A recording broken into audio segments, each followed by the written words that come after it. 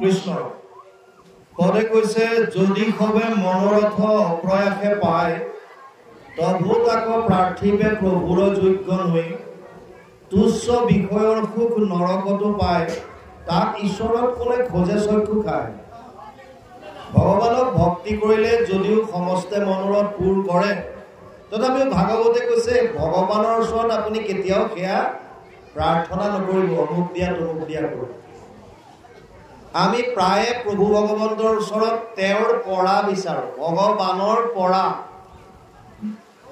ভগৱানক বিচৰা মানুহ খুব কম আছে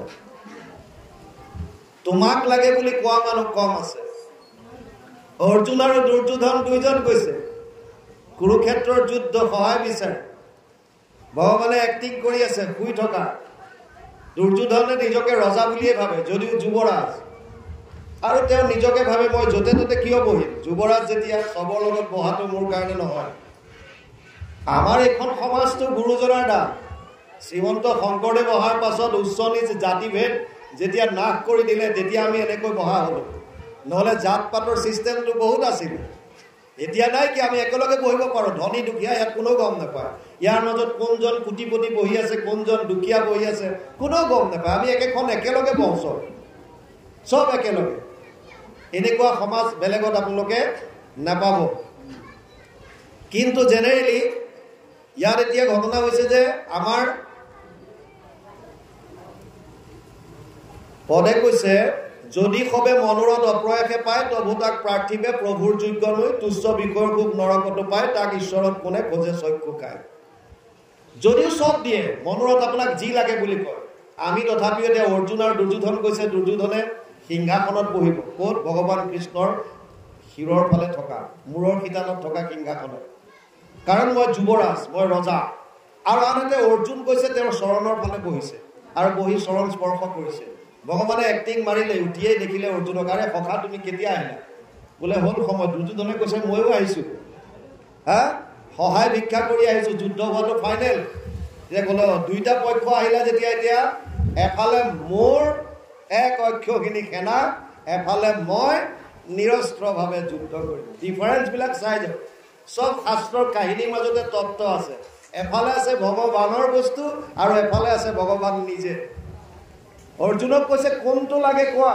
এক অক্ষখিনি মানে 2,18,700 এক অক্ষখিনি সেনাত 2,18,700 সেনা থাকে গতিকে কৈছে যে এফালে মোৰ সিমান সেনা নাৰায়ণী সেনা আৰু এফালে মই অকলে মই যুদ্ধত অস্ত্ৰ শস্ত্ৰ নুঠাওঁ দৰকাৰ হ'লে মই ৰথৰ সাৰথি হওঁ আৰু অৰ্জুনে কৈছে সখা কিয় পৰীক্ষা কৰিছ মোক তোমাৰ একো বস্তু নালাগে মোক ডাইৰেক্ট তোমাক লাগে আৰু এইটোৱে বস্তু যত্ৰ যোগেশ্বৰ বিষ্ণু যত্ৰ পাৰ্থ ধনুৰ্ধৰ তত্ৰ শ্ৰী বিজয়ৰ ভূতি ধ্ৰুৱনতি মতিৰ মম সঞ্জয়ে গীতাৰ শেষৰ শ্লোকত কৈছে ধৃতৰাষ্ট্ৰক হে মহাৰাজ য'ত যোগেশ্বৰ কৃষ্ণ থাকিব য'ত পাৰ্থৰ দৰে ধনুৰ্ধৰ থাকিব তাতেই জয়টো নিশ্চিত মানে য'ত ভগৱান নিজে থাকিব আৰু কৰ্মৰত নিজৰ কৰ্তব্য কৰ্ম কৰা অৰ্জুন ধনুৰ্ধাৰী নিজৰ কৰ্তব্যত যোনজন ব্ৰতী থাকে ঈশ্বৰত বিশ্বাস তস্মাৎ সৰ্বেষু কালেষু মাম অনুস্মৰ যুদ্ধ অষ্টম অধ্যায় 7 নম্বৰ শ্লোকত অৰ্জুনক কৈছে প্ৰতিটো মুহূৰ্তত মোক স্মৰণ কৰাৰ তোৰ কৰ্ম কৰ সেইকাৰণে ভগৱানে অৰ্জুনে কৈছে যে প্ৰভু সখা মোক তুমি এইবিলাক পৰীক্ষা কৰি চাই লাভ নাই মোক তোমাৰ যিমানেই লাখ লাখ থাকক সেয়া একো নালাগে তোমাক লাগে তোমাক আৰু আমি বিভিন্ন ঠাইত ধৰ্মৰ নামত যাওঁ বহুত ঠাইত যায় মানুহ কেৱল আৰু কেৱল ইটো বিচাৰিব সিটো বিচাৰিব সিটো বিচাৰিব খালি লিষ্ট কেৱল লিষ্ট আমাক অমুক দিয়া তমুক দিয়া তমুক দিয়া তমুক দিয়া আৰু কিছুমানেতো লগে লগে ঘোষৰ কথাটো দি দিয়ে ভগৱানক এই কামটো কৰি দিয়া অমুকত এখন শৰাই এইটো দি দিয়া অমুকত গেটখন বনাই দিম এইটো দি দিয়া নামঘৰৰ অমুকত ঘৰ এখন বনাই দিম এয়া দিয়া মই নামঘৰৰ টাইলছখিনি লগাই দিম চব ঘোষ ভগৱানে তোমাৰ পৰা একো বিচৰা নাই এটা বস্তু মাত্ৰ বিচাৰিছে 700 শ্লোকৰ গীতা অৰ্জুনৰ মনৰ শংকা দূৰ কৰি শেষত সিদ্ধান্ত দিছে অৰ্জুনক সৰ্বগুহ্যতমম ভূয়শ্ৰীনুমে পৰমম বচ ইষ্টসীমে দৃঢ়মিতি তদ বক্সামিতে হিতম অষ্টাদশ অধ্যায় 64 নম্বৰ শ্লোক গীতা। হে অৰ্জুন, তোক এতিয়া গোপনীয়ৰ পৰা গোপনীয় কথাটো কওঁ শুন। কি ক'লে? ধন টকা পইচা একো বিচৰা নাই, কেৱল বিচাৰিছে মন মনা ভৱ মদ ভক্তা মধ্যাজি মান নমস্কৰো মানে বৈশ্যসি সত্যম তে প্ৰতিজানে প্ৰিয়সী মে। হে অৰ্জুন, মোতে মাত্ৰ সদা দিয়া মন, মোৰ ভক্ত হোৱা সৰ্বক্ষণ, মোকে পূজা মাত্ৰ, মোকে কৰা নমস্কাৰ। কহিলো তোমাদের তত্ত্ববাণী পাইবা সুখে মুখ মহামানী, তুমি প্রিয়তম সুহীন সখী আমার। অর্জুন কোন? আমি বিলাক যত জীব আছো। আর্যমেব চ অর্জুন, সরল অন্তরের যিমান বিলাক প্রাণী সেয়াই হৈছে অর্জুন, যাক প্রভু ভগবন্তই গীতার জ্ঞান দিছে। আপুনিও অন্তরখন পবিত্র করক, আপনার ভিতরতে আপনি জ্ঞান প্রাপ্ত কৰিব পাৰিব। আপুনি যিটো আনন্দৰ খোজত বাহিৰত ঘূৰি ফুৰিছে, সেই আনন্দ আপোনাৰ হৃদয়ত আপুনি উপলব্ধি কৰিব পাৰিব। আপোনাৰ মনটো পবিত্ৰ কৰক। খালি মনটো হিংসা বৃত্তিৰ পৰা আঁতৰি আহিব লাগিব। আমি ধৰ্মৰ নামত বিভিন্নজনে হিংসা কৰি আছো। হিংসা নকৰিব, ভাগৱতে মানা কৰিছে। শাস্ত্ৰৰ উত্তম যদি গীতা ভাগৱত হয়, গীতাই একৰ শৰণৰ কথা কৈছে। সৰ্বধৰ্মান পৰিত্যাজ্য মামেকম শৰণম ব্ৰজ, অহম ত্ব সৰ্ব পাপেভ্যো মোক্ষয়িষ্যামি মা শুচ। অষ্টাদশ অধ্যায় 66 নম্বৰ শ্লোক গীতা। অৰ্জুনক কৈছে, হে অৰ্জুন, ধৰ্ম এৰি এক শৰণ সাক্ষাৎ, দৃঢ় বিশ্বাসে সখী লৈ কোৱা মাত, নকৰিবা ভয় হেৰা কৰ অংগীকাৰ, সমস্ত পাপত মই কৰিম নিস্তাৰ। ভগৱান কৃষ্ণই অংগীকাৰ কৰি কৈ গৈছে। আৰু কৃষ্ণ লাপি লোপা নহয়। অৰ্জুনক কৈছে, ভক্ত পৰতৰম মান্যত কিঞ্চিদাস্তি ধনঞ্জয়, মই সৰ্বমিদম পুতম সূত্ৰে মণিগণায়ব। সপ্তম অধ্যায় 7 নম্বৰ শ্লোক গীতা। হে অৰ্জুন, মোতকে শ্ৰেষ্ঠ আৰু কোনো নাই। আপুনি মই হলে ভাবি মাৰে নিজক নিজে ইমান বৰাই মাৰিছে, এইজন কেনেকুৱা ভগৱান। অকল বৰাই মৰা নহয়, দেখুৱাই দিছে বিশ্বৰূপ দৰ্শন। তেওঁ অকল কৈ পেলাই শান্ত থকা নাই, অৰ্জুনক বিশ্বৰূপ দৰ্শন কৰাই দিছে। আৰু অৰ্জুনে নিজৰ চৰ্ম চক্ষুৰ দ্বাৰা যেতিয়া দেখিবলৈ যেতিয়া অক্ষম হৈছে, সামৰ্থ্য হোৱা নাই, তেতিয়া ভগৱান কৃষ্ণই নিজে কৈছে যে তোক মই দিব্য চক্ষু দিম। না তুমাম শক্যসে দৃষ্টুম অনন্যেব স্বচক্ষুষা, দিব্যম দদামি তে চক্ষু পশ্যমে যুগমেশ্বরম। 11 অধ্যায় গীতা 8 নম্বৰ শ্লোক। হে অৰ্জুন, তই তোৰ চৰ্ম চক্ষুৰ দ্বাৰা মোৰ বিশ্বৰূপ দৰ্শন কৰিব নোৱাৰ, সেইকাৰণে তোক মই দিব্য চক্ষু দান কৰিছো, তই মোক চা। আৰু তেতিয়া অৰ্জুনে দেখিছে এইবিলাক যিমান বিলাক সৈন্য কুৰুক্ষেত্ৰত আছে, চব আহি আছে হাহাকাৰ, চব উৰি উৰি আহি তেওঁৰ দাঁতত সোমাই আছে। আৰু কাল ৰূপী ভগৱানে চব চোবাই আছে, চব শেষ। দাঁতৰ মাজত কোনোবা ফচিছে, কোনোবা কিপা, কোনোবা কিবা। কালস্মি লোকক্ষয়কৃত প্ৰবৃত্ত লোক সমাহৰ্তুমিহ প্ৰবৃত্তে ঋতুয়েপি ত্বম না ভবিষ্যন্তি সৰ্বে যে অৱস্থিতা প্ৰত্যনিকেষু যোধা। 11 অধ্যায় 32 নম্বৰ শ্লোকত কৈছে, মই কালস্মি, মই এই সমস্তখিনিক নাশ কৰিবৰ কাৰণে কাল ৰূপত মই থিয় হৈ গৈছো এতিয়া। গতিকে তই যদি নেমাৰ, তই যদি বধ নকৰ, তেতিয়াও ইয়াক কোনো এটা নেবাচে, চব খতম হ'ব। তস্মাৎ ত্বম উদিষ্ট যশোল অৱশ্য হত্বা শত্ৰুন ভুঞ্চ ৰাজ্য সমৃদ্ধান, ময়ে বয়তা নিহতে সৰ্বমেব পূৰ্বমেব নিমিত্ত মাত্ৰ ভৱ সভ্য চাসীন। 11 অধ্যায় 33 নম্বৰ শ্লোক। হে অৰ্জুন, হে সভ্যসাচী, তই থিয় হ, তই উঠ, তই জখ ল, খালি তই জখ ল। কোনে মাৰিলে? মই মাৰিলো। তোৰ নামটো ল খালি, বাকী চব মই মাৰি থৈছো, খতম কৰি থৈছো, তই চিন্তা নকৰিবি। ভগৱানক বিচাৰক, ভগৱানৰ পৰা নিবিচাৰিব। সেইকাৰণে ইয়াত কৈছে, যদিও প্ৰভু ভগৱন্তই আমাৰ মনোৰথ পূৰ্ণ কৰে, যদি সবে মনোৰথ অপ্ৰয়াসে পায়, তবু তাক প্ৰাৰ্থিবে প্ৰভুৰ যোগ্য নৈ। তুচ্ছ বিষয়ৰ সুখ নৰকতো পায়, তাক ঈশ্বৰত কোনে খোজে চক্ষু কায়। বিষয়ৰ সুখটো পশু পক্ষীটো পায়। আহাৰ নিদ্ৰা ভয় মই তুনাঞ্চ সমানমিতত পশুবীৰ নৰণ। যদি কেৱল ভোজন কৰি আহাৰ, নিদ্ৰা টোপনি, ভয় মৃত্যুৰ আৰু জীৱন আমাৰ সংসাৰ বৃদ্ধি মৈথুন, এই 4টা কৰ্ম কৰি যদি আমি কেৱল মাত্ৰ জীয়াই আছো, তেতিয়াহ'লে আমাৰ আৰু পশু পক্ষীৰ মাজত একো প্ৰভেদ নাই বুলি শাস্ত্ৰত কৈছে। আহাৰ নিদ্ৰা ভয় মই তুনাঞ্চ সমানমিতত পশুবীৰ নৰণ। কিহে আমাক শ্ৰেষ্ঠ কৰি ৰাখিছে? ধৰ্মহিতে সামধিক বিশেষ ধৰ্মে নাহীনা পশুবীৰ সমান। কেৱল মাত্ৰ যদি আমাক শ্ৰেষ্ঠ কৰি ৰাখিছে, তেতিয়াহ'লে ধৰ্ম কাক কয়? আমি যে ভাবিছো এইটো হিন্দু, এইটো মুছলমান, এজন খ্ৰীষ্টিয়ান, এজন জৈন, এজন শিখ, এইবিলাক ধৰ্ম নেকি? এইবিলাক হৈছে একোটা সম্প্ৰদায়, ঈশ্বৰ আৰাধনা কৰাৰ একোটা মেথড। এইবিলাক সম্প্ৰদায়, এইটো ধৰ্ম নহয়। ধৰ্ম চবৰে একেই হ'ব লাগিব। ধৰ্ম মানুহ ভেদে বেলেগ হ'ব নোৱাৰে। সকলোৰে কাৰণে এক হ'ব লাগিব ধৰ্ম যিটো হয়। যেনেকৈ জুই ধৰ্ম, পাকিস্তানৰ জুই ধৰ্ম বেলেগ, আমাৰ বেলেগ নেকি? মুছলমানৰ ঘৰত থকা জুইবোৰে জুইৰ তাপ নিদিয়ে, তাত প্ৰকাশ নিদিয়ে, তাত জুই নজ্বলায়।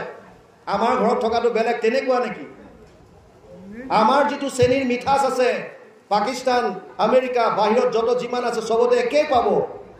যদি আমাৰ ইয়াৰ জুয়ে যদি তাপ দিয়ে, প্ৰকাশ দিয়ে, সংস্পৰ্শত আহিলে যদি জ্বলাই দিয়ে, বাহিৰতো একেই পাব। নিজস্ব ধৰ্ম, নিজস্ব এটা বস্তুৰ নিজস্ব সুকীয়া একোটা ধৰ্ম আছে।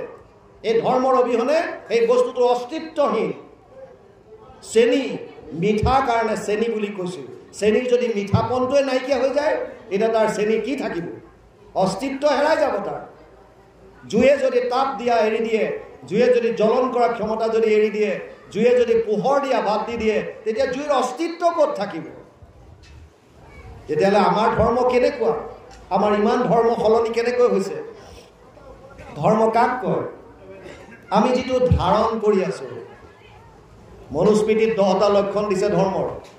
ঋতি, ক্ষমা, দম, অস্তেয়, শৌচম, ইন্দ্ৰিয় নিগ্ৰহ, ধীৰ, বিদ্যা, সত্যম, অক্ৰোধ, দশকম ধৰ্ম লক্ষণম। 10টা লক্ষণৰ কথা কৈছে। প্ৰথম কৈছে ধৃতি, যি ধাৰণ কৰি আছোঁ। আপুনি যিটো ধাৰণ কৰিছে সেইটোৱে আপোনাৰ কাৰণে ধৰ্ম। আপুনি কি ধাৰণ কৰিছে? মই এগৰাকী মহিলা, আপুনি ধাৰণ কৰি লৈছে। এনেকুৱাও আছে যিবিলাক ছোৱালীয়ে সৰুৰে পৰা ভাবে মই ল'ৰা, আৰু ল'ৰাৰ নিচিনাকৈ থাকিবলৈ লয়, আৰু ডাঙৰ হ'লে গম পাব যে তেওঁলোকে ল'ৰাৰ নিচিনাই হৈ গ'ল, লিংগ পৰিৱৰ্তন কৰাই ল'লে। আজিকালি চায়েন্সৰ যুগত তেনেকুৱা বহুত আছে। সৰুৰে পৰা ধাৰণ কৰি লৈছে। কোনোবাই ধাৰণ কৰিছে মই কলিতা, কোনোবাই ধাৰণ কৰি ল'লে মই কেও, মই পাঞ্জাবী, মই অসমীয়া, মই আপাৰ আছামৰ, মই লোৱাৰ আছামৰ, মই পাকিস্তানী, মই ভাৰতীয়। আমি মাত্ৰ ধাৰণ কৰি আছোঁ। আমি যোনে যেনেকৈ ভাবি আছোঁ আপুনি তেনেকুৱা হৈ গৈ আছে। যোনে যেনেকৈ ভাবিছে, ধাৰণ কি কৰিছে? গতিকে আমাৰ ধৰ্ম সেইটো হ'ব লাগিব যিটো আপুনি ধাৰণ কৰিছে। ধাৰণ কি কৰিব? আপুনি মানৱ ধৰ্ম কৰক। মানুহৰ ধৰ্ম কি? মানুহৰ ধৰ্ম কি? ক্ষমা। আপোনাক দ্বিতীয়ত দিছে ধৃতি, ক্ষমা। আপোনাক কোনোবাই কিবা ক'লেও আপুনি ক্ষমা কৰি দিব পৰা শক্তি আছেনে নাই? মনৰ ওপৰত কণ্ট্ৰল কৰিব পাৰিছে নাই? সংযম আছেনে নাই? অস্তেয়, বেলেগৰ বস্তু চুৰ কৰি ননা। ইন্দ্ৰিয় নিগ্ৰহ, ইন্দ্ৰিয়ৰ ওপৰত সংযম আছেনে নাই? আপুনি কি ধ্যান কৰে? আপোনাৰ জ্ঞান কেনেকুৱা? ধীৰ, বিদ্যা, সত্যম, সত্য ৰাখিব পাৰিছেনে নাই? সততাত আছেনে নাই? অক্ৰোধ, ক্ৰোধৰ ওপৰত সংযম কৰিব পাৰিছেনে নাই? এইকেইটা কোৱালিটি আপুনি হিন্দু কওক, মুছলিম কওক, খ্ৰীষ্টিয়ান কওক, যিয়ে নকওক কিয়, এজন মানুহ হ'বৰ কাৰণে এইকেইটা কোৱালিটি চবৰে দৰকাৰ। আপোনাৰ মানুহ হিচাপে প্ৰধান ধৰ্ম হৈছে জনকল্যাণ। সেইকাৰণে গুৰুজনে কীৰ্তনত লিখিছে, সমস্ত ভূতত ব্যাপী আছো মই হৰি, সবাকো মানিবা তুমি বিষ্ণু বুদ্ধি কৰি। ইমান সুন্দৰ ফৰ্মুলা পোৱাৰ পাছত আমি সেয়া নলৈ পেলাই বাহিৰৰ জেগাত দিয়াৰ পৰা আমি যাওঁ, বাহিৰৰ গ্ৰন্থ অধ্যয়ন কৰিবলৈ যাওঁ। আৰে আগতে নিজৰ 2খন গ্ৰন্থ অধ্যয়ন কৰা, শাস্ত্ৰৰ উত্তম গীতা, ভাগৱত, সমস্ত বস্তু ইয়াতে পাবা। গোটেই বস্তু ভৰি আছে ইয়াত ভাগৱতত। আমাৰ এনেকুৱা সুন্দৰ গ্ৰন্থ আমাৰ মাজত আছে।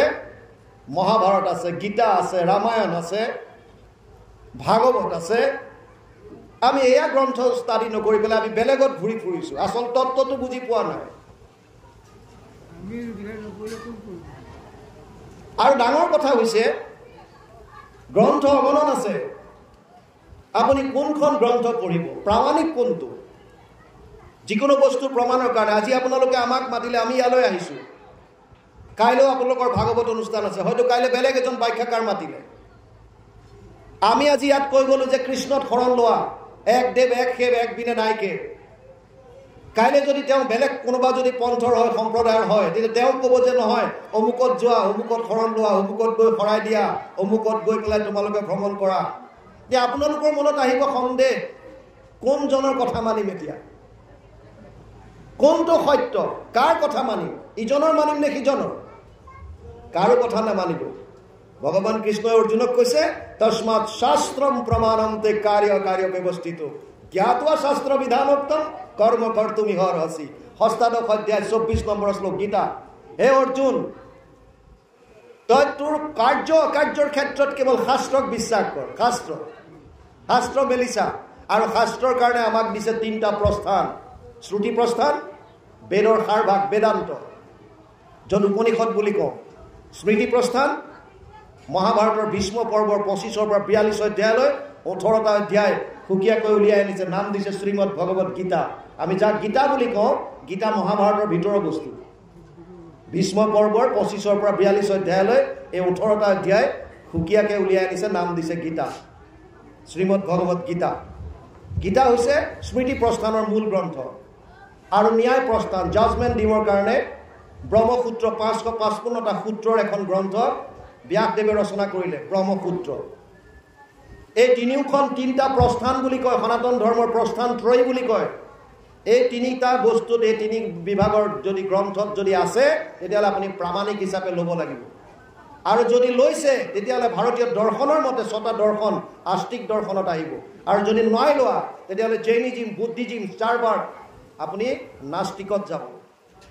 এতিয়া ইণ্টাৰেষ্টিং কথাটো চাওক, যদিও 3টা প্ৰস্থানৰ কথা কৈছে, যিটো শ্ৰুতি প্ৰস্থানত যি বেদান্ত আছে, বেদৰ সাৰভাগ উপনিষদ, যিজন ব্যাসদেৱে বেদান্ত সৃষ্টি কৰিছে, বিস্তাৰ কৰিছে, সেইজন ব্যাসদেৱে লিখিছে যে সৰ্ব বেদান্ত সাৰম হি শ্ৰী ভাগৱতম ইষ্যতে জয়স্য ৰসামৃত তৃপ্তস্য নানান্যতৰতি ক্বচিৎ। 12, 13, 15 দ্বাদশ স্কন্ধ 3য় অধ্যায় 15 নম্বৰ শ্লোক ভাগৱত। অনুবাদ কৰিছে মহাপুৰুষ মাধৱদেৱে 18 নম্বৰ শ্লোক ও পদজোকা ঘোষা।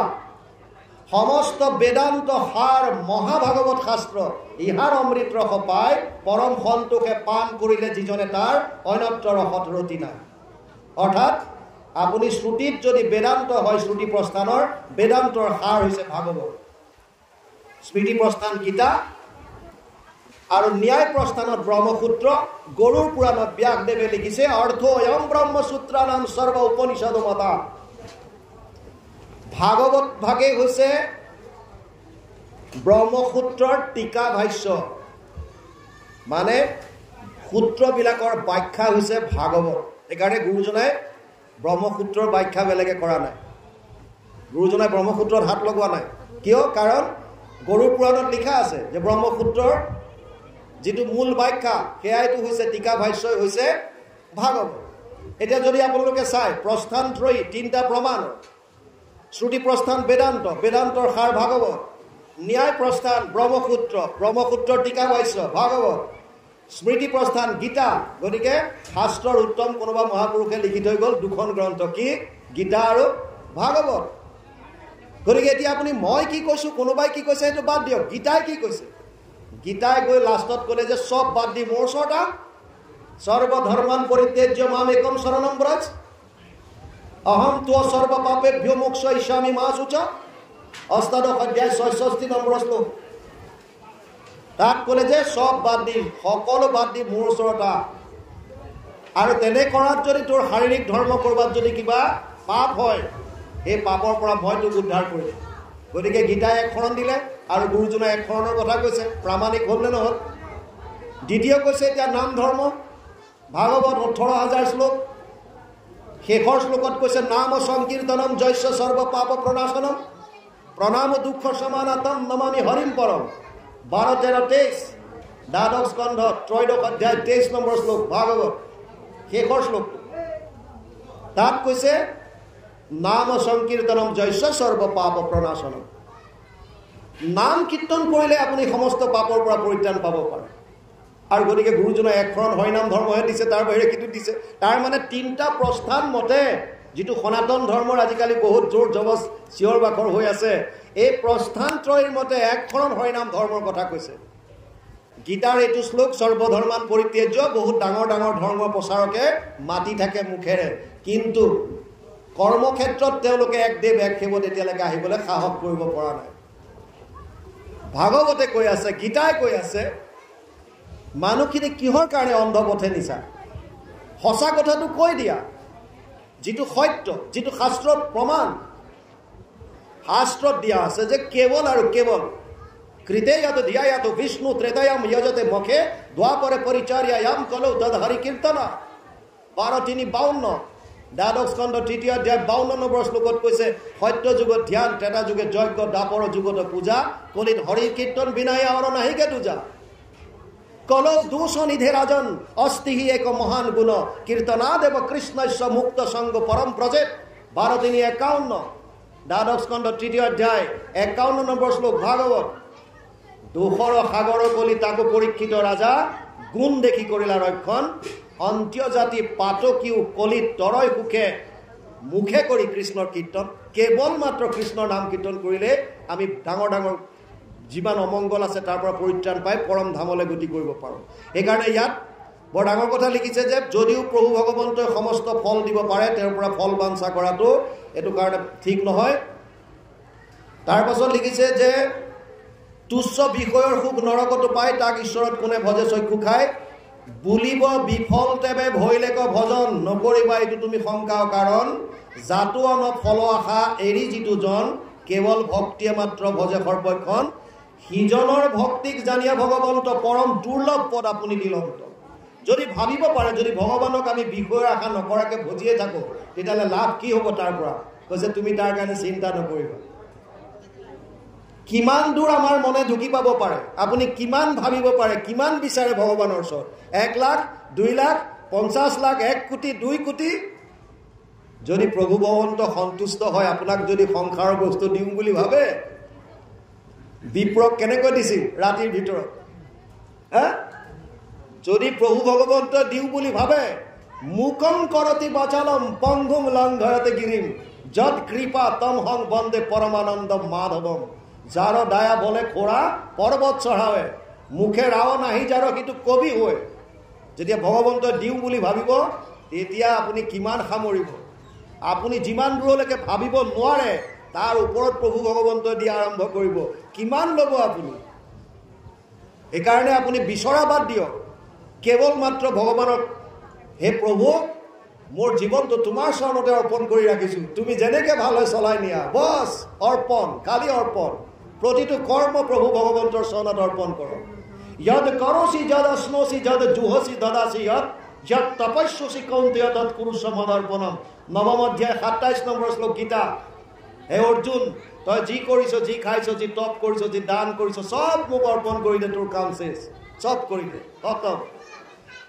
এইকাৰণে ইয়াত বৰ সুন্দৰভাৱে দিছে যে যদি কোনোবাই ভাবে এনেকুৱা যদি ভগৱানক আমি ভক্তি কৰোঁ একো যদি নখোজোৱে আমাৰ লাভ কি হ'ব কৈছে লাভ লোকচানৰ কথা তুমি চিন্তা কৰিব নালাগে তুমি যিমান দূৰলৈকে ভাবিবা তাৰ ওপৰত তেওঁ দি দিব পৰম পদ দি দিব তেওঁ পৰম পদ দি দিব আপুনি যিটো ভাবি নেপাব তাতকৈ বেছি বস্তু আপুনি পাই যাব এতেকে কৃষ্ণৰ কথা শুনা একবাৰ পুৰুষাৰ্থগণৰ মাজে যদি জানা সাৰ পুৰুষাৰ্থ কৰিবৰ কাৰণে যদি কিবা সাৰ বস্তু আছে ধৰ্ম অৰ্থ কাম মোক্ষৰ সাৰ যদি কিবা আছে শ্ৰৱণ কীৰ্তন গুৰুজনাইতো কীৰ্তনত ইয়ালৈকে লিখিছে মনুষ্য শৰীৰ পায়া যিটো নৰগণ নকৰয় যদি সিটো শ্ৰৱণ কীৰ্তন বিফলে জনম গৈলা ভৈলা সৰ্বনাশ জীৱন্ততে মৰা সিটো ভাথিৰ নিশ্বাস কেৱল এটা ভাথিৰ নিশ্বাসৰ দৰে জীয়াই থকাৰ দৰে হ'ব কোনো কাম নাই যদি ঈশ্বৰত শৰণ লৈ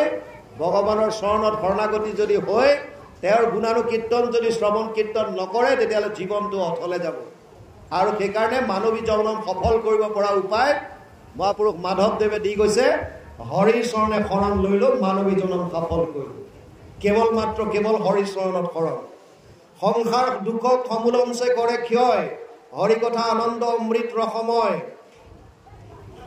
আটকেনে পুনৰপি হৈবে বিৰগত পশুবিনে মই নেদেখো সংসাৰত সংসাৰ দুখক সমুলঞ্চে কৰে ক্ষয় হৰি কথা আনন্দ অমৃত ৰসময় আপোনাৰ যিমানবিলাক দুখ আছে যিমানবিলাক আমি আগতে কৈছিলোঁ যি 3টা তাপ আছে আদি দৈবিক আদি ভৌতিক আৰু আধ্যাত্মিক আপোনাৰ যিমান দুখ কষ্ট আছে এই সকলোবিলাক যদি নাশ কৰিব পৰা কিবা আছে তেতিয়াহ'লে হৰি কথা সংসাৰ দুখক সমুলঞ্চে কৰে ক্ষয় হৰি কথা আনন্দ অমৃত ৰসময় কৃষ্ণৰ কথা সুধি যিটো আনন্দ পায় এইটো আপুনি বেলেগত নাপায় আৰু এটা ইণ্টাৰেষ্টিং শুনক ধৰি লওক আপোনাৰ খাদ্যত বিৰাট ৰুচি, বেলেগ বেলেগ ধৰণৰ আপুনি খাই ভাল পায়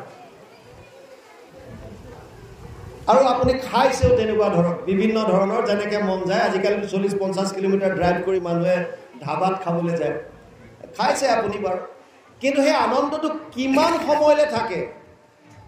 এই যে আপুনি খালে কিমান সময়লৈকে তৃপ্তি পালে বা আনন্দটো কিমান সময়লৈকে থাকিব? আপুনি গৈ পেলাই খালে তাৰ পাছতে শেষ।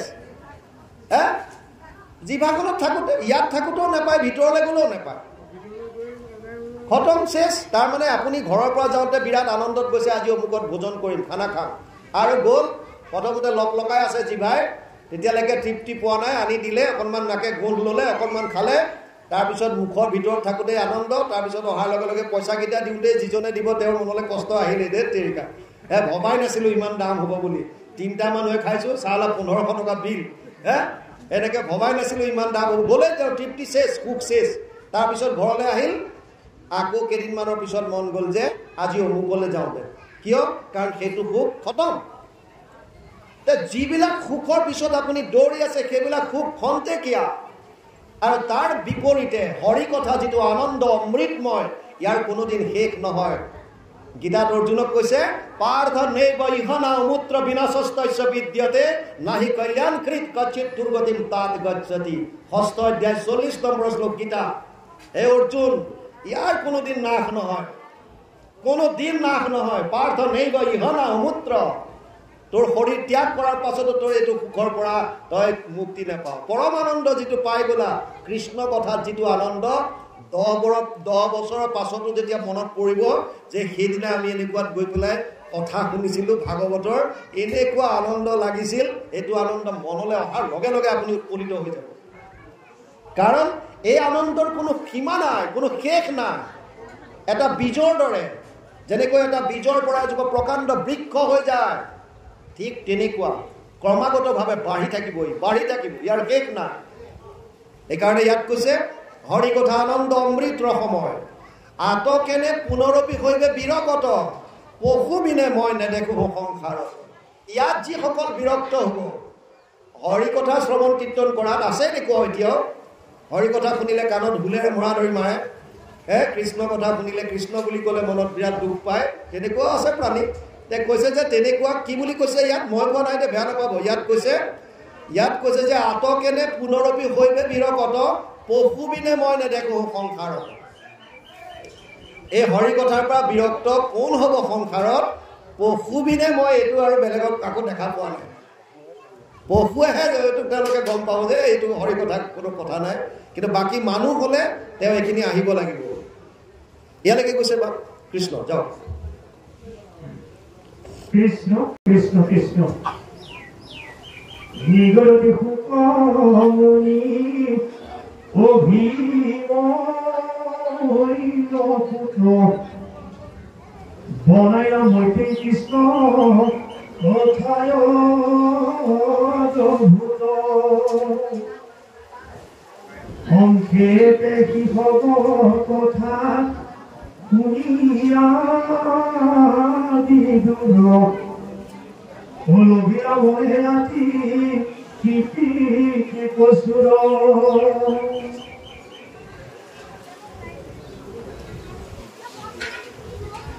ইৰাম বাহুল কৰিয়া তাক শুনিবা প্ৰতি কৰজোৰে কোনো কুশীলতমহামতি।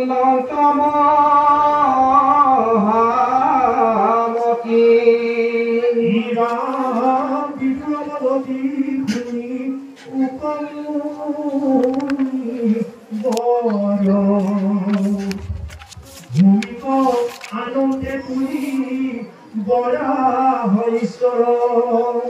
ৰামাদি দৈত্য হিৰয় নৈক কৰিল হত, ই কথা শুনিলো মই তোমাৰ মুখত। ৰাম দন্তকে পৃথিৱীয়া নন্তে মই জয় দৈত্য দৈত্যরাজ কমে কিয় মিলিল মর ওই তু কথা শুনিবাক মনে যায় যদি অনুগ্রহ থাকে কইও বুঝাই দৈত্যেন্দ্র জন্ম কইল বিস্তর ক্রিয়া হইবাক মুহুর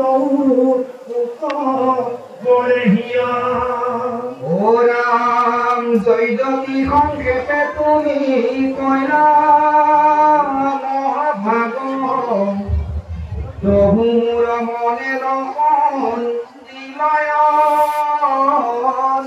অনুরাগ গিয়ে থেকে বাহুল করি কয়ুম বাপ হয় কথা কইয়ে আয়ু সাধু কৃষ্ণ কৃষ্ণ পদে কৈছে নিগদতি শুকমুনি অভিমন্যু সুত বৰ্ণাইলা মৈত্ৰেয় কৃষ্ণ কথা অদভূত সংক্ষেপে শিশৱ কথা শুনিয়া বিদুৰ নলভিলা মনে আতি ত্ৰিপিটি প্ৰচুৰ। মৈত্ৰেয় প্ৰথমতে শ্বৰ্টকাট মাৰিছিল, বিদুৰক জাষ্ট ক'লে যে এনেকুৱা হ'ল যে বৰাৰূপী ভগৱানে ৰসাতলৰ পৰা পৃথিৱী উদ্ধাৰ কৰি আনিলে আৰু দেৱতাসকলে স্তুতি কৰিলে। তাৰ পাছত প্ৰভু ভগৱন্তই জলত আধাৰ দি পেলাই পৃথিৱী স্থাপন কৰি নিজৰ স্থানলৈ গুচি গ'ল। একদম চমুৱাই পেলাই কথাটো কৈ দিলে। কিন্তু যেতিয়া এডভাৰটাইজটো পাই গ'ল, এতিয়া আল্টিমেটলি বিদুৰৰ আৰু ইচ্ছাটো জাগিছে যে আচলতে ডিটেইলছত মই শুনিব বিচাৰিছোঁ কি হৈছিল কথাখিনি। সেইকাৰণে ইয়াত কৈছে এতিয়া নিগদতি শুকমুনি অভিমন্যু সুত। শুকদেৱে পৰীক্ষিতক কৈ আছে বৰ্ণাইলা মৈত্ৰেয় কৃষ্ণ কথা অদভূত সংক্ষেপে শিশৱ কথা শুনিয়া বিদুৰ নলভিলা মনে আতি ত্ৰিপিটি প্ৰচুৰ। সংক্ষেপতে কথাখিনি শুনি পেলাই তেওঁৰ তৃপ্তি হোৱা নাই, আৰু শুনিবলৈ মন গৈছে। তাৰমানে ডিটেইলছত বাহুল্য কৰিয়া আতি শুনিবাক প্ৰতি কৰজোৰে কোনো পুচিলন্ত মহামতী। তাৰ পাছত বিদুৰে এতিয়া হাতযোৰ কৰি প্ৰশ্ন কৰিছে, অনুৰোধ কৰিছে বিদুৰ পদ্ধতি শুনিও ক মুনি বৰ ভূমিক আনন্দে তুলি বৰা ঈশ্বৰ আদি দৈত্য হিৰণ্য কলিলন্ত হত ই কথা শুনিলো মই তোমাৰ মুখত। তুমি কৈছিলা যে পৃথিৱীক উদ্ধাৰ কৰি আনোতে বৰা প্ৰভুৱে হিৰণ্যক্ষৰ লগত যুদ্ধ কৰিলে আৰু হিৰণ্যক্ষক বধ কৰিলে। এইটো কথা মই তোমাৰ মুখত শুনিছোঁ। এতিয়া ঘটনা হ'ল দান্ত আগে পৃথিৱী আনন্দে মহেশ্বৰ দৈত্যৰাজ সমে কিয় মিলিল সমৰ। এই যেতিয়া বৰাহে নিজৰ দাঁতৰ আগফালে পৃথিৱীক বহুৱাই লৈ পেলাই যেতিয়া লৈ আহিছিলে, তেতিয়া হিৰণ্যক্ষৰ লগতনো যুদ্ধ কিয় হ'বলগীয়া হ'ল, কি কথা আছিলে, এই কথাখিনি সুধিছে। ইটো কথা শুনিবাক মনে ইচ্ছা যায় যদি অনুগ্ৰহ থাকে কহিও বুজায়। এই কথাখিনি মোৰ জানিবৰ কাৰণে মন গৈছে। সেইকাৰণে যদি মোক কৃপা কৰা, মোক কথাখিনি বুজাই কোৱা। দৈত্যেন্দ্ৰৰ জন্ম গৈও বিস্তৰ কৰিয়া শুনিবাক মোহৰ উৎসুক কৰে হিয়া। এই হিৰণ্যাক্ষ বা হিৰণ্যকশিপুৰ কেনেকেনো জন্ম পালে, কি কথা, এই কথাখিনি মোক এতিয়া ডিটেইলছত কোৱা। তাৰ পাছত কৈছে যদ্যপি সংক্ষেপে তুমি কৈলা মহাভাগ তভু মোৰ মনে নখন্দিল অনুৰাগ এতেকে বাহুল্য কৰি কৈও মোত বাপ হৰি কথা শুনিয়া এৰায়া থাকো তাপ। ফৰ্মুলাটো বুজি পালে? যেতিয়ালৈকে কৃষ্ণ কথা শুনি থাকিব, কৃষ্ণ কথা লৈ থাকিব, তেতিয়ালৈকে বিভিন্ন তাপবিলাকৰ পৰা নিজকে এৰুৱাই থাকিব পাৰিব। নহ'লে এইফালে বিষ হৈছে, এইফালে গাটো বেয়া লাগিছে, অমুক হৈছে, এই তমুক হৈছে, এয়া কৰি থাকোঁতে যাব। যদি কৃষ্ণৰ কথা ভাবি থাকে, কৃষ্ণৰ কথা শুনি থাকে, তেতিয়া এই বাকীবিলাক কথা একো ধৰণৰ মনলৈ নাহে। এতিয়া এই মুহূৰ্তত আপোনালোকে চাওক, ইয়াত হয়তো বহুত এনেকুৱা মানুহ আছে যাৰ তলত বহোঁ বুলি বহিব নোৱাৰে। আমি বহুত মানুহ পাওঁ, আমাক কয় 3 ঘণ্টা বহাৰ পিছত কয় অ' বা কি কথা হ'লে আজি তলত এনেকৈ বহি থাকিলোঁ, মইতো তলত বহিবই নোৱাৰোঁ, গমেই নাপালোঁ 3 ঘণ্টা কেনি গ'ল, তলতে বহি থাকিলোঁ। কাৰণ এয়া আমাৰ কৃপা একো নাই, ইয়াত চব ঈশ্বৰৰ কৃপা।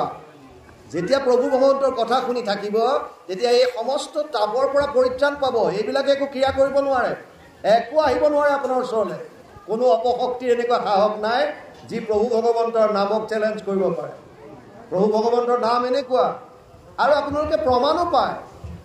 আপুনি চাওক, কেতিয়াবা এটা যদি একদম শুনচান গলি এটাত যাবলগীয়া হয়, ৰাতি আন্ধাৰ, মনলৈ অলপ ভয় ভয় ভাবো আহিছে, তেতিয়া কি হিন্দী গান গাইনে নাই কৃষ্ণৰ নাম লয়? তেতিয়া চবে একদম কৃষ্ণ কৃষ্ণ কৃষ্ণ কৃষ্ণ কৰি যি আহে মুখলৈ, আৰু যে হৰিনাম দিহানাম যি আহিছে, মুঠতে আল্টিমেটলি নাম এভাগ ধৰি ল'ব পাৰিলে ভাবিছে এইখন যাওঁ আৰু পাৰ হৈ যাওঁ। কাৰণ এটা বিশ্বাস আছে যে নামেহে তৰাব। আৰু মৃত্যু মুখত মানুহ এজন পৰি থাকিলে, যেতিয়া প্ৰাণটো ওলাই যোৱা নাই, তেতিয়া গাঁৱৰ মানুহ আহি কি কয়, ঐ এই কীৰ্তন এভাগ বা পাঠ এভাগ কৰাই দিয়া, কিয়? তেতিয়াহে যদি কিবা হয়। তাৰমানে এইটোও জানো যে শেষ মুহূৰ্তত হ'লেও নামভাগ তুমি গাই দিয়া, তেতিয়াহে প্ৰাণটো ওলাই যাব পাৰে বা তেওঁ মুক্তি পাব পাৰে।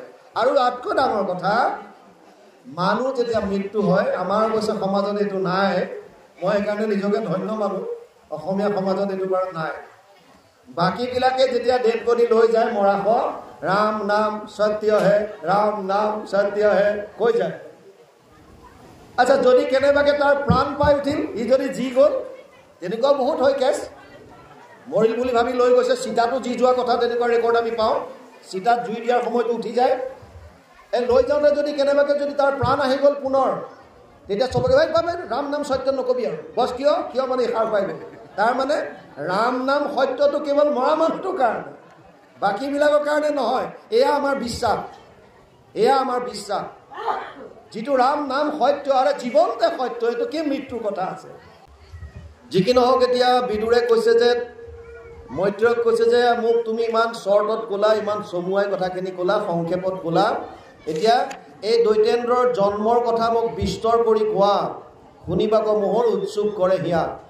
যদ্যপি সংক্ষেপে তুমি কৈলা মহাভাগ, তভু মোৰ মনে নখন্দিল অনুৰাগ। এতেকে বাহুল্য কৰি কৈও মত বাপ, হৰি কথা শুনিয়া এৰায়া থাকো তাপ। তুমি মোক এতিয়া বাহুল্য কৰি কোৱা, যাতে এইখন সময়ত মই মোৰ মনৰ যিমানবিলাক তাপ আছে সকলোৰ পৰা যাতে আঁতৰাই থাকিব পাৰোঁ, আৰামত থাকিব পাৰোঁ। সেইকাৰণে যিমান সময়লৈকে পাৰে কৃষ্ণ কথা শুনক, তাৰ পাছত আপোনালোকে মথন কৰক। যিমান সময় শ্ৰৱণ কৰিলে কৰক, তাৰ পাছত শুনা কথাখিনি স্মৰণত আনক, তাক মথি থাকক। যিমান পাৰে, যিমান মথন কৰিব সিমান লাভ। আমাৰ এতিয়া যিটো পঢ়া শুনা ল'ৰা ছোৱালী, ইয়াত ইমান ষ্টুডেণ্ট নাই। আমাৰ ল'ৰা ছোৱালীবিলাকে হাৰ্ড ৱৰ্ক কৰে, 18 ঘণ্টালৈকে পঢ়ে। মই কৈছোঁ যে আমি তেতিয়া ইমান তত্ত্ব বুজি পোৱা নাছিলোঁ। আপুনি পঢ়ে কিমান এইটো ডাঙৰ কথা নহয়। পঢ়াখিনিৰ পাছত যদি আপুনি আধা ঘণ্টা পঢ়িছে, তাৰ পিছত 45 মিনিট বা এঘণ্টা সময় সেইখিনি মথন কৰক, তেতিয়া আপোনাৰ সেয়া হাড়ে হিমজুৱা সোমাই যাব আৰু কোনোদিন নাপাহৰে। আমি খালি পঢ়িয়ে গৈ থাকোঁ, কি আছে মনত তাৰ পিছত চালেহে গম পাব। গতিকে যিকণ শুনে, আজি যিমানখিনি শুনিছে এইখিনি আপোনালোকে ঘৰত গৈ মথন কৰি চাব। আৰু যদি আপুনি ইচ্ছা কৰে মনলৈ আনিবলৈ, ভগৱন্ত আপোনাৰ হৃদয়তে আছে, চব চিৰিয়েল ৱাইজ মনলৈ আহি থাকিব। মাত্ৰ আপোনালোকে ইচ্ছা কৰক যে ভগৱন্তৰ কথা যিখিনি শুনিলোঁ সেইখিনি যাতে আকৌ মনলৈ আনি থাকিব পাৰোঁ। শুনোতে, মনলৈ আনোতে আপোনালোকক বাহিৰা যিমানবিলাক তাপ আছে, যিমানবিলাক দুখ কষ্ট সাংসাৰিক, এইবিলাকৰ পৰা মুক্তি পাব। আৰু ডাঙৰ ডাঙৰ সংঘাত যদিও জীৱনলৈ আহে, তাক সন্মুখ হ'ব পৰা, তাক ফেচ কৰিব পৰা সামৰ্থ্যতা, সাহস আপোনালোকৰ জীৱনলৈ আহিব। এয়া ভগৱন্তই দিব, যে আপোনালোকে চিন্তা কৰিব নালাগে। ডাঙৰ ডাঙৰ সংঘাত আহিলেও আপোনালোক ভাগি নপৰে, কিয়? এই সাহসকণ আপোনালোকে পাব। কেৱল মাত্ৰ বিশ্বাস ৰাখক, বিশ্বাসটো লাগিব। আমাৰ বিশ্বাসটো নাই। আমাৰ বহুতৰে বিশ্বাসটো দুদুল্যমান অৱস্থাত আছে। কোনটো কৰিম, কোনফালে যাম, এনেকৈও কয় তেনেকৈও কয়, এইটো কৰিম নে সেইটো কৰিম নে, ইজি ৱে হৈছে এইটো, আৰু ইফালে গ'লে বিৰাট তেনেকুৱা কৰিব লাগিব। নহয় তেনেকুৱা। যিটো শাস্ত্ৰত কৈছে, শাস্ত্ৰৰ কথাখিনি অধ্যয়ন কৰক। আগতে সংস্কৃতত আছিল, ৰঙা কাপোৰ মাৰি বান্ধি থোৱা আছিল, সাধাৰণ মানুহৰ কাৰণে ই খোলা নাছিল, আইসকলকতো চুবলৈ দিয়া নাছিল। এতিয়া তেনেকুৱা নহয়, এতিয়াও এনেকুৱা আছে। য'ত মাইকী মানুহক তাত সোমাবলৈ দিয়া নহয়, অৰ্থাৎ আইসকলক তাত সোমাবলৈ নিদিয়ে। বুজি পাইছে নাই? গতিকে তেনেকুৱা বস্তু গুৰুজনা অহাৰ পাছত এইবিলাক নীতি নিয়ম চব আঁতৰালে। সংস্কৃতৰ যিমানবিলাক কঠিন কঠিন শাস্ত্ৰ আছিল সেইবিলাক খুব সুন্দৰভাৱে পানীৰ দৰে তেওঁ ব্যাখ্যা কৰি থৈ ইয়াত অনুবাদ কৰি থৈ গ'ল। আৰু তেতিয়াহ'লে আৰু তাৰ লগতে তেওঁ প্ৰপন্ন শিষ্যসকলেও খুব সুন্দৰভাৱে আমাক দি থৈ গ'ল। এতিয়া আমি ভাগৱত ধুনীয়াকৈ পঢ়িব পাৰি, বুজিব পাৰোঁ। কীৰ্তন দিলে ইয়াৰ সাৰাংশ। গুণমালা ভুৰুকাত হাতী ভৰোৱাৰ থৰে তেওঁ ভৰাই থৈ গ'ল। ঘোষাত মহাপুৰুষ মাধৱদেৱে বিভিন্ন শাস্ত্ৰৰ যিমানবিলাক সাৰ আছে, ঘোষাখন কেতিয়াবা আপোনালোকে ঘোষিব। ঘোষাৰ ব্যাখ্যা আমাৰ ইয়াত খুব কম হয়, ঘোষাৰো হ'ব লাগে মাজে মাজে। ঘোষাততো কোনো কাহিনী নাই, কিন্তু তত্ত্বগধুৰ কথা আছে, গীতাৰ দৰে পাব তাত। মানে দুটা বস্তু হয়, কীৰ্তন ভাগ হৈছে আকৃষ্ট কৰিবৰ কাৰণে। গতিকে ভকতক প্ৰথমতে যেনেকৈ শৰণ আপুনি আকৃষ্ট কৰিবৰ কাৰণে কাহিনীৰ মাজেদি, যেনেকৈ ভাগৱত ভাগত ইয়াত কাহিনীৰ দ্বাৰা মানুহে আকৃষ্ট হওক। যেনেকৈ গুৰুজনাই ভাওনা ছিষ্টেম কৰিলে, যাতে ভাওনা চাবলৈ আহক, কিন্তু ভাওনাৰ মাজেদি যাতে তত্ত্বটো বুজি পায় যে কৃষ্ণই কেনেকৈ ৰক্ষা কৰিছে, কৃষ্ণই কেনেকৈ দৈত্য বধ কৰিলে, কৃষ্ণই কেনেকৈ ভকতক কৃপা কৰিছে, তেওঁ দেখুৱাই দিব বিচাৰিছে, যাতে আমি সাধাৰণবিলাকে যিবিলাক আমি অধ্যয়ন পুষ্ট নহয় তেওঁলোকে যাতে দেখি বুজি পাওঁ। আৰু সেইকাৰণে কীৰ্তনত ৰাখিলে কাহিনী আকাৰে ৰাখিলে, ভাগৱতৰ পৰা বহুত নি পেলাই। কিন্তু মহাপুৰুষ মাধৱদেৱক গুৰুজনাই অৰ্ডাৰ দিলে যে, আদেশ কৰিলে যে তুমি ঘোষা ভাগি এনেকৈ কৰিবা বগৰীটোৰ দৰে, বাঁহীটো যাতে কোমল হয়, তাৰ সুৰ সঞ্চাৰ অতি মিঠা হয়, কিন্তু মাজত যাতে গুটিটোৰ দৰে টান হয়, কঠিন হয়। সেইকাৰণে ঘোষা আপুনি প্ৰাৰ্থনা কৰোঁতে যদি আপুনি একাত্মভাৱে কৰে, আপোনাৰ চকুৰ পৰা পানী ওলাই আহিব। আপুনি প্ৰাৰ্থনা যেতিয়া গুৰুগৃহত গাব, ৰাতিপুৱা গধূলি যেতিয়া প্ৰাৰ্থনা ঘোষা এভাগ গাব, যদি একাত্মভাৱে আপুনি গাব পাৰে, আপোনাৰ হুক হুকাই চকু পানী ওলাব। এনেকুৱা সুৰ সঞ্চাৰ ঘোষাৰ। কিন্তু তাৰ ভিতৰত তত্ত্ব বহুত আছে, আৰু সেইবিলাক তত্ত্ব এতিয়া আমাক সুন্দৰভাৱে দি থৈ গৈছে। গতিকে আগৰ যিবিলাক আছিলে সংস্কৃতত ৰঙা কাপোৰ বান্ধি থয়, এয়া চুব নাপায়, চাব নাপায়, এতিয়া তেনেকুৱা একো নাই, এতিয়া সহজ সৰল। গতিকে আপোনালোকে ইয়াত শুনাখিনি অকল মথন কৰাই নহয়, আকৌ ভাগৱত উলিয়াই পঢ়ি চাব।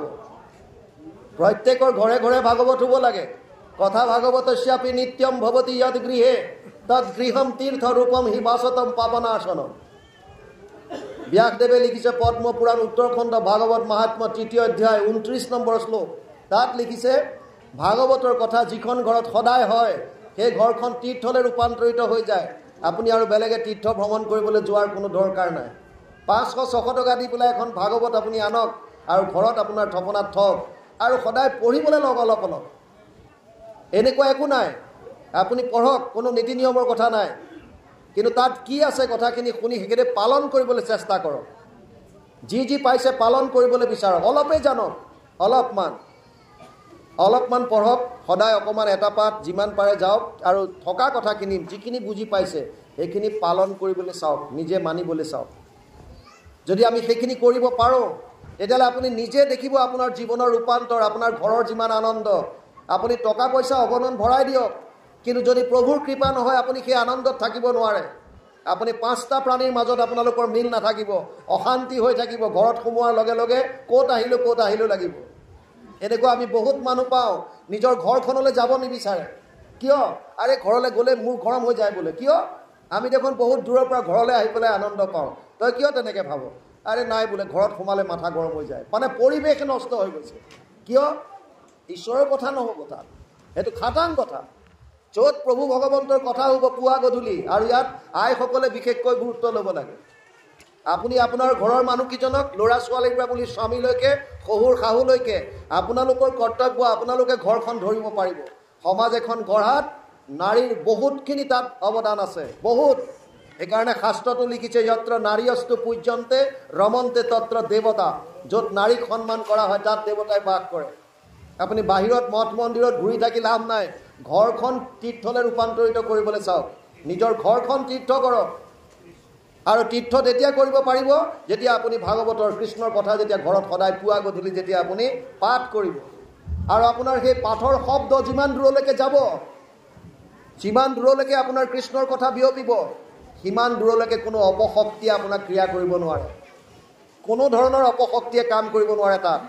গতিকে আপোনাৰ ঘৰখন যদি প্ৰাৰব্ধত কোনোবা এটা সন্তান বা কোনোবা এজনৰ যদি বেয়া বস্তু লৈও আহিছিল, আপোনাৰ গুণৰ ফলত, আপোনাৰ কৃপাৰ ফলত আপুনি যে ঈশ্বৰৰ শৰণ লৈ পেলাই আপুনি ঈশ্বৰৰ নাম যেতিয়া ৰাতিপুৱা গধূলি লোৱা আৰম্ভ কৰিব, আপোনাৰ কৃপাৰ ফলত সেই তেওঁৰ প্ৰাৰব্ধ সুন্দৰ হৈ যাব।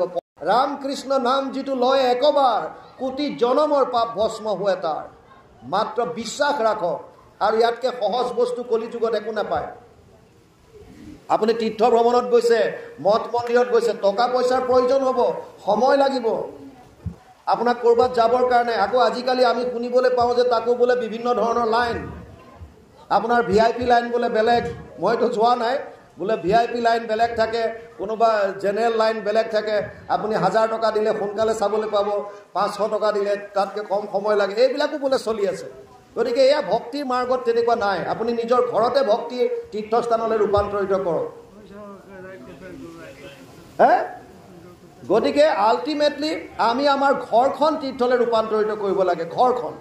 সেইটো কাৰণে মহিলাসকলে, আইসকলে আপোনালোকে ইয়াত আগভাগ ল'বই লাগিব। আপোনাৰ সন্তান ভাল কৰিবৰ কাৰণে, আপোনাৰ মানুহজন ভাল কৰিবৰ কাৰণে, ঘৰখন শান্তি আৰু আনন্দত থাকিবৰ কাৰণে কৃষ্ণৰ কথাৰ অবিহনে কোনো কাম ইয়াত নহ'ব কলিযুগত। এইটোৱে ফৰ্মুলা। যেনেকৈ কম্পাৰ্টমেণ্টেল এক্সামত আগতে মেট্ৰিকত ফেইল হ'লে পিছত এটা চান্স দিয়ে কম্পাৰ্টমেণ্টেল এক্সাম, তাত বহুৱাই দিলে চব ধাৰাধৰ পাছ কৰাই দিয়ে। ঠিক তেনেকৈ কলিযুগটো তেনেকুৱা। ইয়াত কেৱল মাত্ৰ কৃষ্ণৰ নাম লওক আৰু বছ সংসাৰ তৰণ কৰি গুচি যাওক। ইয়াতকৈ সহজ উপায় আৰু ক'ত পাব? কোনো টকা পইচাৰ নাই। যিটো প্ৰাণ বন্ধু কৃষ্ণ হৃদয়ত আছে, সিটো মনে শেষ কৰিব লাগে। সেই কৰাটোৰো নাহি হানি এতেকতে পদ্ম পানী তুষ্ট সন্ত দেৱতাৰো দেৱ। যিটো ভগৱান কৃষ্ণ এজন হৃদয়ত আছে, আপোনাক কৈছে কেৱল মনেৰে সেৱা কৰক, মনেৰে। আপুনি সংসাৰৰ বস্তু মনেৰে ভাবি থাকিলে একোতো নাপায়। বিচনাত যদি শুই থাকে, আপুনি ভাবি যদি থাকে যে মই পথাৰলৈ গৈছোঁ, পথাৰত মই এয়া হাল বাইছোঁ, মই ট্ৰেক্টৰ চলাইছোঁ, মই এয়া বোকা ৰুলোঁ, ধান পকিলে কাটি আনিছোঁ, বছ ঘৰত মই মেজি লগালোঁ, মনত ভাবি আছে। আৰু যেতিয়া বিচনাৰ পৰা নামি চোতাললৈ যাব দেখিব একোতো নাই। কাৰণ কেৱল আপুনি মনত ভাবি আছে। মনত ভাবি থাকিলে সংসাৰৰ বস্তু একো নাপায়। কিন্তু ঈশ্বৰৰ কথা যদি মনত ভাবি থাকে, আপুনি শাৰীৰিকভাৱে অসুস্থ, স্নান কৰিব পৰা নাই, আপোনাৰ গুৰুগৃহত গৈ সেৱা কৰিব পৰা নাই, আপুনি মনেৰে ভাবক মই স্নান কৰিলোঁ, মই গুৰুগৃহলৈ গৈছোঁ, মই এয়া গুৰু সেৱা কৰিছোঁ, মই বন্তি গছি জ্বলালোঁ, মই সন্মুখত সেৱা লৈ পেলাই মই ঘোষা গাইছোঁ, মই প্ৰাৰ্থনা গাইছোঁ, মই শৰণৰ কাম কৰিছোঁ। আপুনি মনেৰে ভাবক, কৃষ্ণৰ লীলা মনলৈ আনক। ভগৱানে কৈছে কেৱল মাত্ৰ মনেৰে ভাবি থাকা, মই তোমাক সমস্ত ফল দি দিম। কেৱল মাত্ৰ মন। ইয়াতকৈ আৰু কি সুবিধা দিব আপোনালোকে? ইয়াতকৈ আৰু কি সুবিধা দিব? কেৱল মাত্ৰ মনেৰে ভাবাৰ পিছত আপোনালোকে মনে বাঞ্ছা কৰা ফল পায়। কেৱল মনেৰে মাত্ৰ স্মৰণ, চবকে দি আছে। ইয়াৰ বাহিৰে আৰু কি লাগে? আৰু ভগৱানৰ কৃপাটো অপাৰ। সন্তান মাতৃৰ গৰ্ভলৈ আহি প্ৰসৱ হোৱাৰ আগত মাতৃৰ স্তনত গাখীৰ দি দিয়ে, খোৱা বস্তু দি দিয়ে। ইয়াতকৈ আৰু কি পাব আপোনালোকে কৃপা? প্ৰতিটো মানুহৰ কাৰণে ভোজন, সন্তান অহাৰ আগত তেওঁৰ ভোজন ৰেডি কৰি পঠাই দিয়ে। ইয়াতকৈ কৃপা কৰিব পৰা কোন আছে আৰু আপুনি কওক? আৰু সেইজন ঈশ্বৰত আমি যদি শৰণ নলওঁ, তেতিয়াহ'লে আমাক কি ক'ব? ইয়াত কৈছে যে পশু বিনে আৰু কোনো নাই তেনেকুৱা। সেইকাৰণে ইয়ালৈকে গৈছে। ইয়াৰ পিছত যাওক, অকণ পাঠ যাওক, সময় হ'লে কৈ দিব, আমি সামৰি দিম। মানে পাঠটো চলি থাকিব চাগে। কৃষ্ণ হেৰা মৈত্ৰেয় বদতি ধৈন ধৈন গুৰু বৰা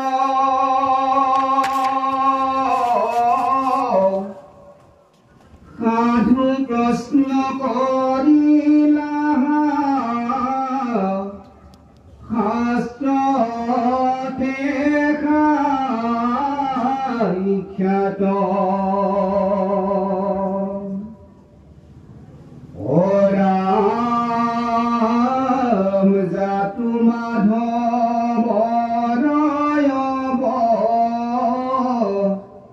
তাৰ কথা চয়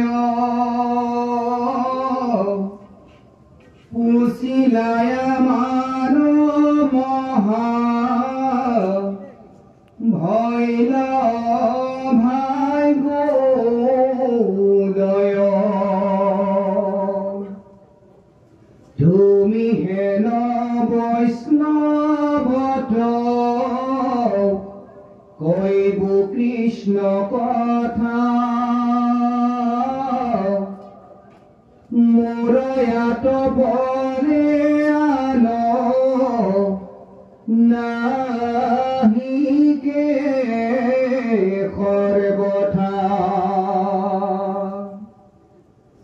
মনুষ্যৰ মৃত পাশ সেদে হৰি জকে দেখায়াত পূৰ্ব সাক্ষী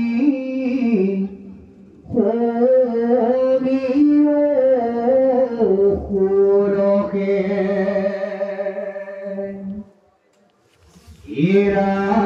মুতান পাদৰ পুত্ৰ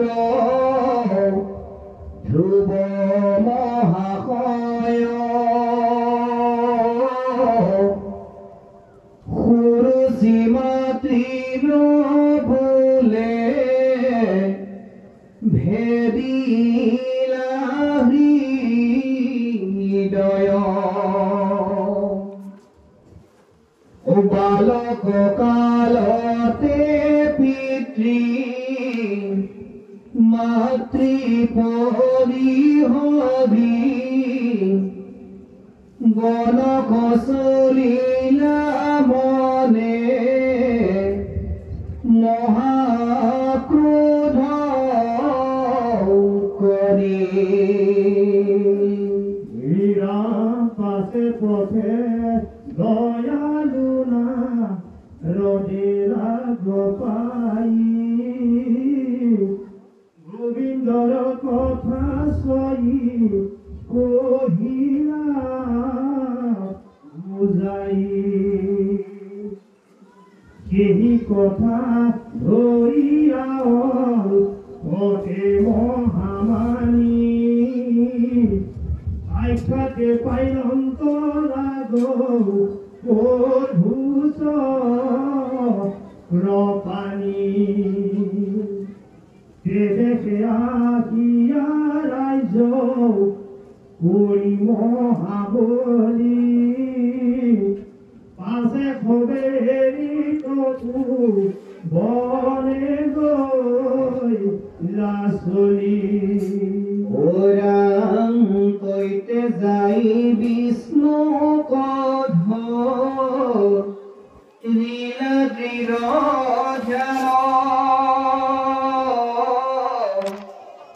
সেই বেলা মাধবয়া শিলাবি দমান পাশে তান দেহ নাশ কৰিবা কমনে জগত সংসাৰ মৃত্যু আখিলাতে কলে তবু ধৰবে দেহা কন হৰি পৰিহাৰ কিন্তু এই মাত্ৰ কৰি লন্ত ব্যৱহাৰ কৃষ্ণ অনতি পলমে তৃতীয় খণ্ডটি আগবঢ়াই দিয়া হ'ব কৃষ্ণ